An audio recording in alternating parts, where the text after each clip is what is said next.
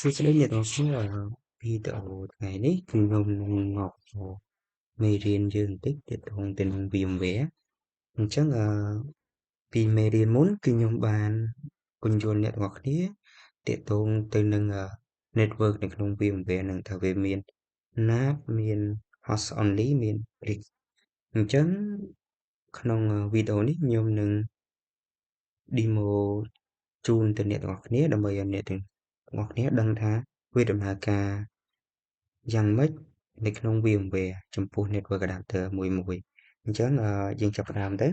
ដោយសារម៉ាស៊ីនខ្ញុំនេះគឺខ្ញុំបានភ្ជាប់ទៅអ៊ីនធឺណិតរួចហើយអញ្ចឹង network ដែលខ្ញុំនឹងតេស្តទី1អូខេខ្ញុំលុបវាចោល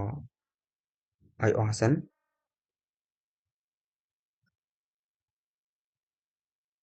បន្ទាប់មកយើងសាកយក network bridge អញ្ចឹងដើម្បីយើងទៅបន្ថែម network បានអញ្ចឹងយើងចុចកន្លែងនេះ edit virtual machine setting បន្ទាប់មកគឺយើង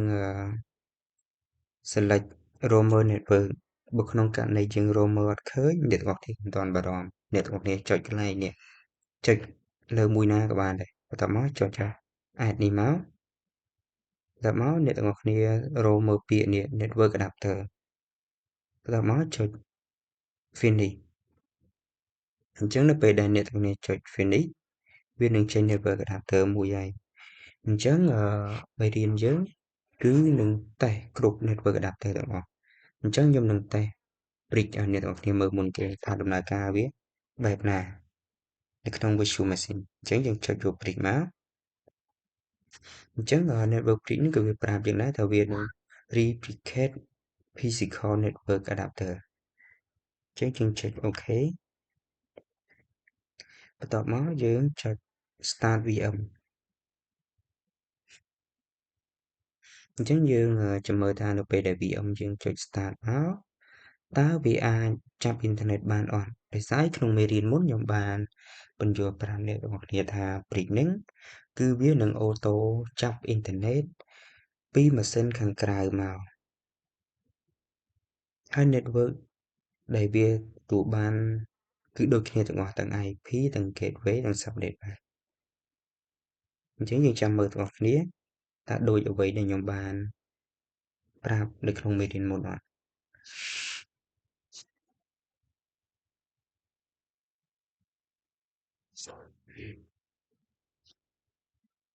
ចំពោះម៉ាស៊ីនខ្ញុំប្រហែលជាវាដើររៀងជឺតបន្តិចដោយសារខ្ញុំបាន VM ច្រើន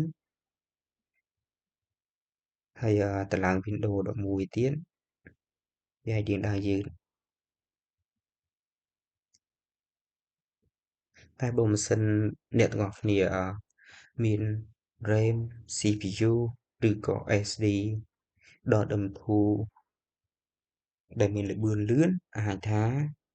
just លឿនជាងនឹងអញ្ចឹងចូលហើយអញ្ចឹងវាយ password មកនេះជា password របស់ខ្ញុំ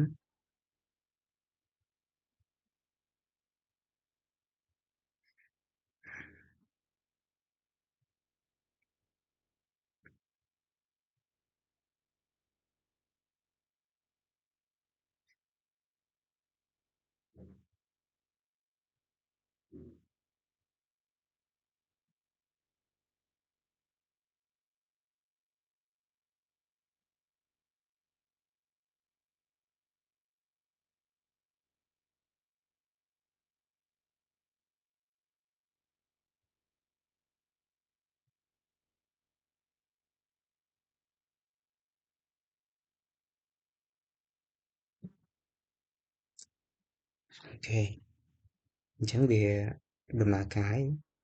Windows 11របស់ខ្ញុំតែរងចាំឲ្យកម្មវិធីវា start up បន្តិចសិន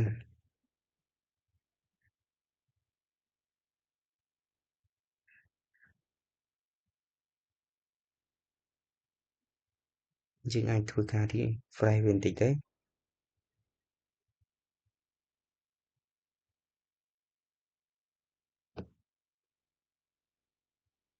អូខេអញ្ចឹង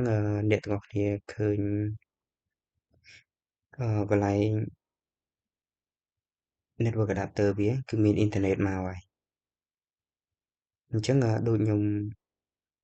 បញ្ជាក់ពីមេរៀនមុនអញ្ចឹងនៅកាលណាយើងយក brick គឺកុំព្យូទ័រខាងក្រៅយើងមានអ៊ីនធឺណិតខាងក្នុងក៏វាមានអ៊ីនធឺណិតអូតូម៉ាទិកដែរអញ្ចឹងដើម្បីឲ្យដឹងច្បាស់ទៀតថាវាទទួលបាន IP ដូចគ្នាដូចអ្វីដែលខ្ញុំបាននិយាយពីមេរៀនមុនអត់អញ្ចឹងយើងចូលទៅមើលបងប្អូនគ្នាយើងចូលទៅក្នុង control panel នេះមក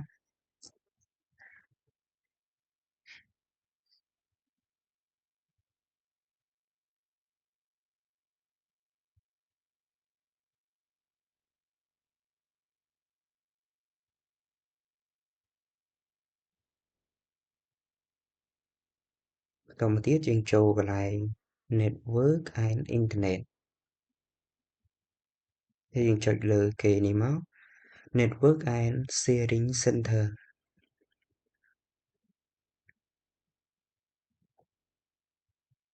អូខេនេះ net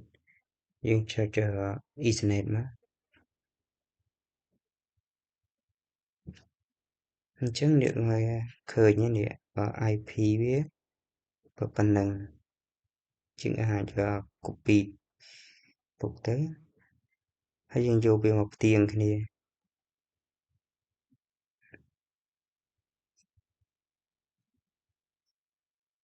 កុំព្យូទ័រខ្ញុំទៀងដើរយឺត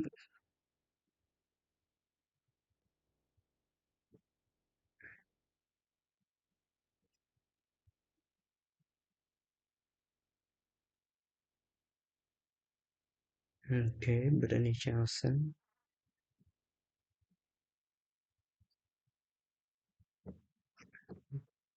ខ្ញុំមកចូល control panel នៅក្នុងម៉ាស៊ីនក្រៅខ្ញុំតែចេះខ្វះនៅលឿនជាងអូខេចូល network មកតបមកយើងមើលនេះអូខេយើងយកវាមកប្រៀបធៀបគ្នាទៅវាដូចគ្នាអត់យើងអាចទាញវាមកចេះអូខេបន្ទាប់មកអ្នកទាំងអស់គ្នាទាញវាចេញមកអ្នកទាំងអស់គ្នានឹងឃើញហើយនេះឃើញទេ IP នៅខាងក្រៅគឺ10.17.199.136ដល់ពេលនៅក្នុងនេះគឺ IP វានៅក្នុង network ជាមួយគ្នាគឺ10.17.199វាខុសតែកតុយឯងគឺ67ហើយទាំង subnet mask gateway អីគឺដូចគ្នាទាំងអស់អញ្ចឹងដូចខ្ញុំបញ្ជាក់អញ្ចឹងតែកាលណាយើងយក brick គឺយើងអត់បាច់ config ច្រើនទេគឺយើងគ្រាន់តែ connect អ៊ីនធឺណិតនៅក្នុងម៉ាស៊ីនខាងក្រៅយើងនេះឲ្យមានមកក្នុង VM នេះគឺវាអូតូម៉ាទិកនឹងមានហើយអាចស្គាល់គ្នាអញ្ចឹងអានឹងលក្ខណៈរបស់ Brink អញ្ចឹងយើងចូលទៅមួយលក្ខខណ្ឌទៀតគឺតាកតងទៅនឹងຂະຫນາດវិញម្ដង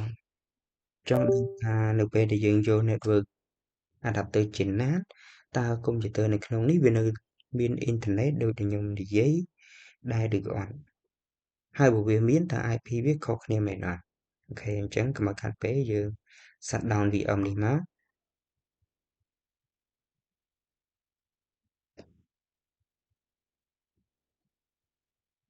បន្តមកទៀតយើងចូលអណ្ដើកអានេះខ្ញុំចុចកន្លែងនេះបើមិនបាច់ចុចកន្លែង edit នេះដោយសារតែវាមាន network adapter ហើយយើងអាចចុចនេះគឺវានឹង load ឲ្យហើយបន្តមកទៀតយើងអាចបញ្ចូលតែមុននឹងអាចយើងលុបអានេះចោលសិនកុំឲ្យច្រឡំអញ្ចឹងយើងចុច add នេះមកហើយយើងចូលពាក្យថា network adapter ហើយចុចវានេះអញ្ចឹងយើងចូលណា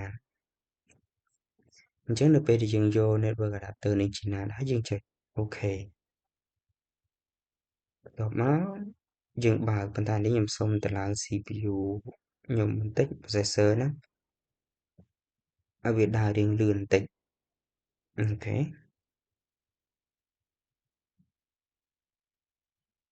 ប បន្ទាប់មកខ្ញុំចុច start វា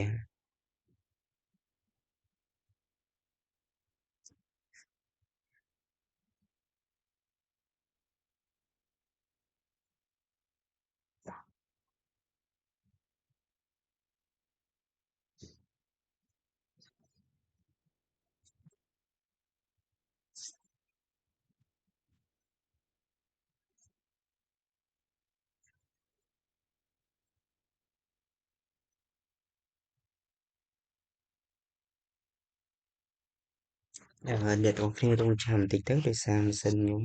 ដូចខ្ញុំបានបញ្ជាក់អញ្ចឹងវារៀងដើរយឺតហើយជាតោះខ្ញុំ set up Windows សាមិញមិនវាដើរស្រួលជាងអញ្ចឹងណាសាងខានតម្លើង Windows ថ្មីចូល3-4ឆ្នាំហើយរវល់ពេក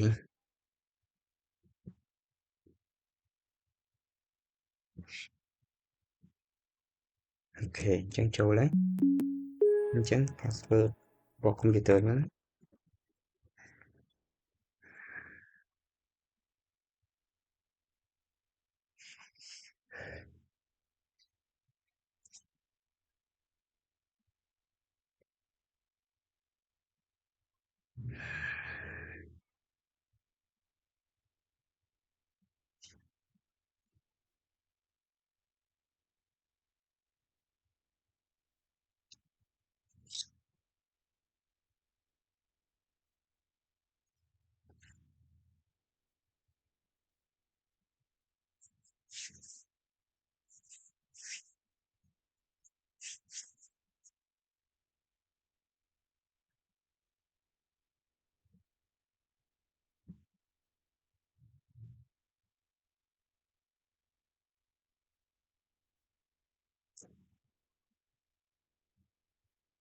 អូខេអ្នកទាំងអស់ឃើញទេវានៅតែមានអ៊ីនធឺណិតដូចគ្នាប៉ុន្តែអ្វីដែលវាខុសគឺ IP អញ្ចឹងយើងចូលទៅមើលទៅដើម្បីឲ្យច្បាស់ទាំងអស់គ្នាន